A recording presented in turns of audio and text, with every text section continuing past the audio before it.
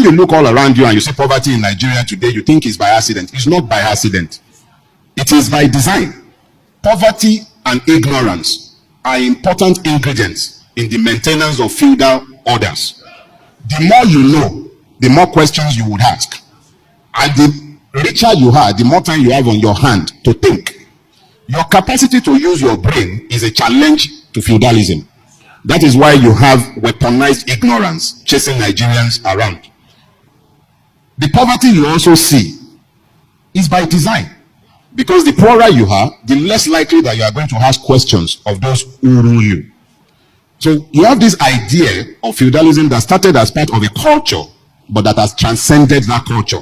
It used to be that when you're talking feudalism, people are waiting to see an emir, or they are waiting to see a sultan or an alkali. But the reality is that that idea, and that's where we come back to the ideas again, that idea is like a virus. It has jumped host.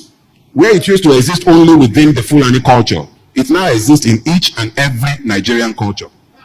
Your governors are not unlike emirs. The president is not unlike the sultan. The government does not exist for all. It exists for a class. Feudalism does not work on the basis of the rule of law. It works on the basis of impunity, which means that somebody somewhere must be able to decide to whom the rules would apply and to whom it wouldn't apply, to whom the laws should apply and who should be above the law. So you find very quickly that it is impossible to build a nation because nations thrive on citizenship. Citizenship comes only when there is equality and the law is ruling. And it is only when you have citizens that you are likely to ever have patriots. So you have a country, yes, but you don't have citizens. You have rulers in place of rulers, and there are definitely no leaders.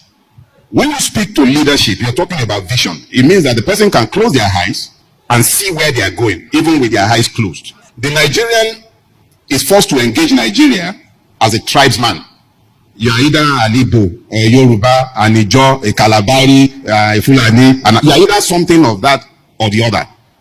Nobody ever treats you as a Nigerian and a human being.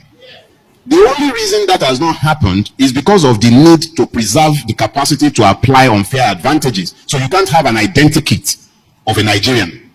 So those of us who believe that this country can be better, first thing first, love your neighbor as yourself. Love your neighbor as yourself. It doesn't say love your neighbor more than yourself. Let's be clear. Love your neighbor as yourself. Now that you've learned to love your neighbor as yourself, how do you come out of this mess? Because we are still in a mess. And I was talking to an idea that I said is what is required to confront the idea that we are struggling with. So what is this idea? That idea is of an egalitarian Nigeria. One that has sufficient room for each and every one of those who live within its borders. Your religiosity, your ethnicity should not matter. The class you come from should not matter. It is only when we find these commonalities that it becomes easy to isolate those who have oppressed all of us. There is only so much that can be said in one day, and only so much can be fitted into 30 minutes that I have already taken liberties by giving myself some more time. But no matter how long I stand here to talk to you, whatever I say is useless if there is no love in your heart to hear me. But when you're done embracing the love in your heart, you must also embrace one other reality, and that is the reality that tells you that however long you live, I've said it already, you will go one day. But when you're gone, what will be said that you did whilst you were here? Nigeria is laboring, is in the labor room, all right. Just as one Nigeria died in 1966, there is another Nigeria that must die. It's not that it will die, it must die. Because if that Nigeria does not die, what is being designed for my children and your children and our children's children is scary. Ideas rule the world. The Taliban waited 20 years on the strength of their ideas. America, with all of his might, got tired and left. There are Talibans in your government. They are waiting.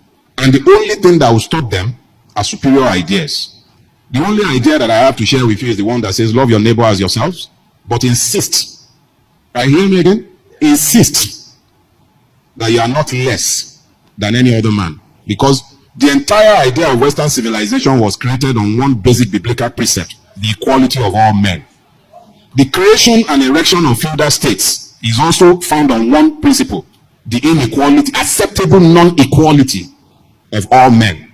So that second nation that needs to be battered, because this one is going to die, is the one that understands that all men are equal. Thank you very much.